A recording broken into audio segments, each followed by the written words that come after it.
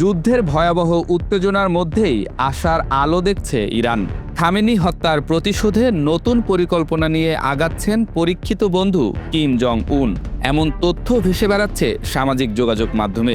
যদিও ইসরায়েল ও যুক্তরাষ্ট্রের বিরুদ্ধে কী পরিকল্পনা কিংবা আদৌ কোনো পরিকল্পনা আছে কিনা তা এখনও পরিষ্কার নয়।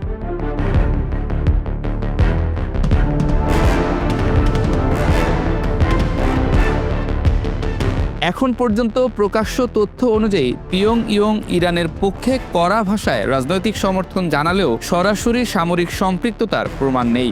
উত্তর কোরিয়ার পররাষ্ট্র দপ্তর যুক্তরাষ্ট্র ও ইসরায়েলের সামরিক পদক্ষেপকে সার্বভৌমত্বের লঙ্ঘন আখ্যা দিয়ে তা আন্তর্জাতিক আইনের পরিপন্থী বলে দাবি করেছে।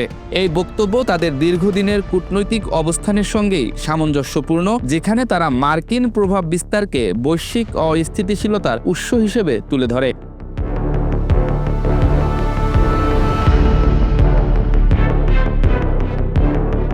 তবে বিশ্লেষকরা মনে করছেন উত্তর কোরিয়ার সমর্থন মূলত কৌশলগত ও প্রতীকী।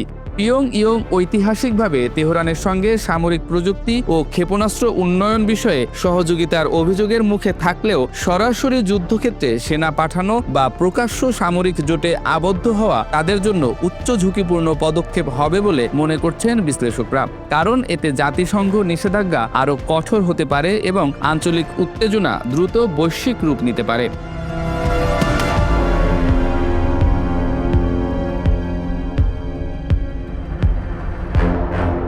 বর্তমান বাস্তবতায় উত্তর কোরিয়ার ভূমিকা রাজনৈতিক সমর্থন ও কৌশলগত বার্তা পর্যায়েই সীমাবদ্ধ রয়েছে, যা ইরান ইস্যুকে আন্তর্জাতিক শক্তির প্রতিদ্বন্দ্বিতার বৃহত্তর প্রেক্ষাপটে আরও জটিল করে তুলছে।